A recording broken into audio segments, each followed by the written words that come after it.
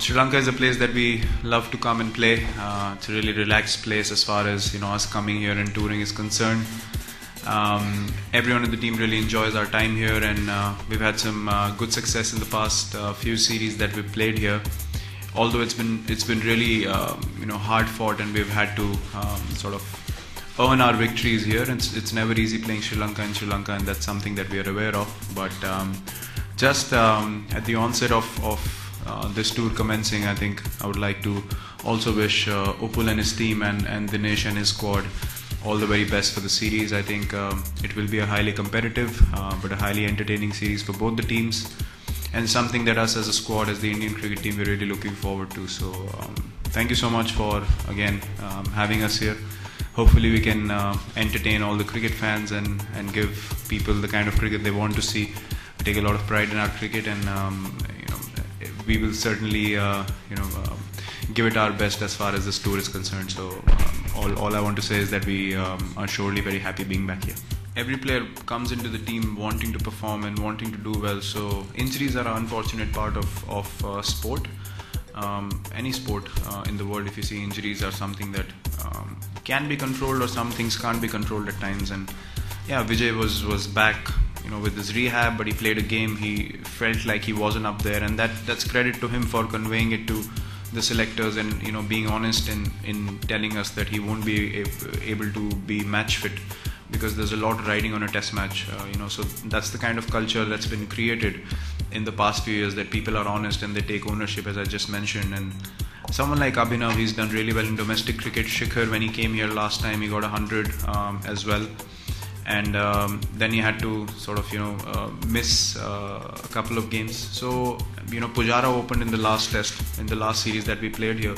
So guys have started looking at these scenarios as opportunities rather than thinking about it as a pressure scenario, because now they feel privileged and they want to have any opportunity to play for the country, and everyone wants to make a mark. No one wants to sit on the sidelines and watch other people just go on with their business. So I'm sure these guys are hungry, and Shikhar's coming back as well after being left out of the test squad. So he's done really well in the Champions Trophy. He's batting beautifully. Abhinav is very solid in his technique. Rahul obviously has been a champion opener for us. So all these guys come back really hungry, because we haven't played any test cricket after February. So I'm sure they're going to be up for it, and they're really looking forward for the series to start. When you played so much of cricket over the past few years, all that matters is, for me personally, I can explain this as a batsman. I would love to have 4 or 5 long sessions in the nets. We have a practice game starting tomorrow. Simultaneously we'll be running practice sessions. So practice games, you really can't control how many runs you're going to score, but whatever you score after that, you can straight away jump into net. So it's all about tuning your body, going through that physical grind for the first 4 or 5 days. And when the test match begins, I feel you need to physically condition yourself before test matches. And then as soon as the games start, the mental preparation, sort of, whatever you've done. Because you can sit down and think about the game, but you also have to put in the hard yards, thinking if you have to bat for 4 sessions, 5 sessions, you need to be physically up there, because playing limited overs cricket, that can drop down because the demands are not so high. So I think it's a combination of everything. Playing short format cricket, you can still think about test cricket, but you won't prepare in that manner because you're not required to do so much work. But I think coming to test matches, it's a different ball game altogether. The way you eat, the way you hydrate, the way you train, the way you practice. Most importantly for me, I would love to bat long hours in practice sessions with few breaks in between, so it's a bit realistic. So yeah, I think as a professional cricketer, you have to jump from format to format. But I'm sure the guys who've only played test cricket till February and not have had so much cricket after that, I'm sure they've had really long sessions, back home preparing. As you mentioned, Pujara has played some games. All these guys have been batting for a while and training hard as well. So once the games start, I think the groove sort of kicks back in, and you just need the game to start, and then everything just falls into place. Australia is a strong side. They came to India and gave us a strong fight as well.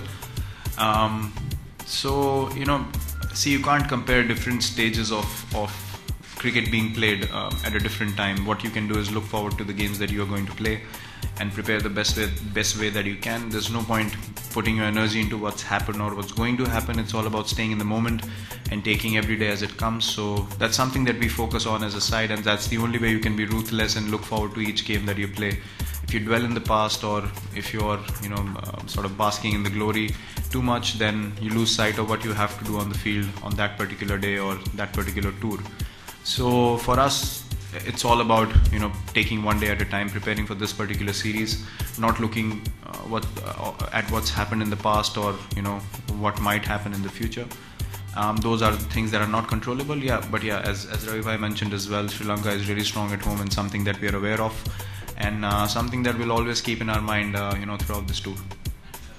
Look at Sri Lanka's trump card is Rangana Herath, and last time, apart from the goal test, do you think that you played him very well after the goal test, because he took 7 wickets in goal but didn't come out with a match-winning performance after those 2 games? Well, we had to, because he's such a good bowler. If you don't find solutions to a bowler like that, then he'll do what he did at goal. So I mean, that's what counts. As professional cricketers, you have to sort of stay a step ahead of what you're going to expect and find ways to counter it. That's what international sport is all about. How you can stay one step ahead of the opposition and find out solutions before something bad happens. Because I feel at international cricket you need to have a longer gap between mistakes. If mistakes happen consistently, then you're not improving as a player and as a side. So that's been one quality of our side, that we identify mistakes and then we are at improving those mistakes from the very next day and very next practice session. So something that we've created as a habit now, and something that we'll continue to do as well. We're probably in the same situation that Vera was talking about, the Indian team being in a few years ago. So we're in that rebuilding phase. In that first series, it was more about getting to know the players, but most importantly, the word's been mentioned already, it's the culture, trying to change the culture. Ownership, attention to detail, intensity of practice, and overall improvements. So if you use those as your cornerstones, which we will, we'll certainly see some improvements in a very short period of time.